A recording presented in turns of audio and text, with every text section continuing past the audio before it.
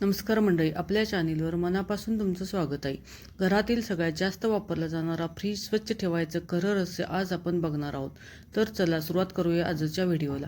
अद्रक लसूण पेस्ट तयार केल्यावर त्यात 1 चमचा तेल टाकून मिक्स करावे आणि फ्रीजमध्ये ठेवावे. यामुळे पेस्ट खूप दिवस टिकते. यामुळे तुमचा रोज मसाला बनवण्याचा तुमचा वेळ जाणार नाही.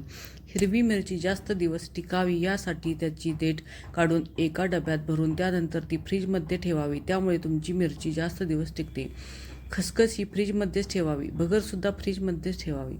बेकिंग सोडा वापरून लगेच तो फ्रीजमध्ये ठेवावा. त्यामुळे छान फुलून येतो.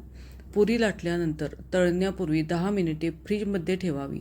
त्यामुळे तळताना ती जास्त तेल शोषून घेणार नाही. नेहमी फ्रीजमध्ये पदार्थांचा वास येऊ नये यासाठी फ्रीजमध्ये कोळशाचा 1 तुकडा ठेवावा. फ्रीजमध्ये कोणत्याही पदार्थाचा वास येत असेल, लिंबाचे लहान लहान तुकडे कापून फ्रीजमध्ये ठेवावेत. फ्रीजमधील वास निघून जाईल. कापलेल्या सफरचंदाच्या तुकड्यावर जर लिंबाचा रस लावला तर ते काळे पडत नाही. लिंबाचा रस जास्त निघण्यासाठी त्याला थोडा वेळ गरम पाण्यात ठेवावे.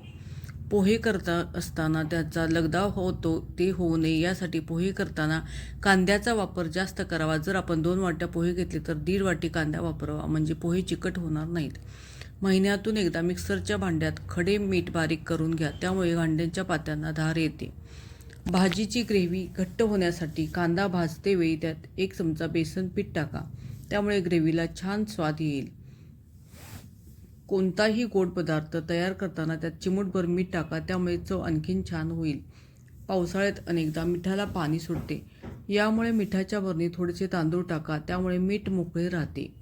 लसूण सोलणे हे सर्वात अवघड काम वाटते. मात्र लसूण लवकर सोलण्यासाठी 1 मिनिट ओव्हनमध्ये गरम करा. त्यानंतर घट्ट झाकण्याच्या डब्यात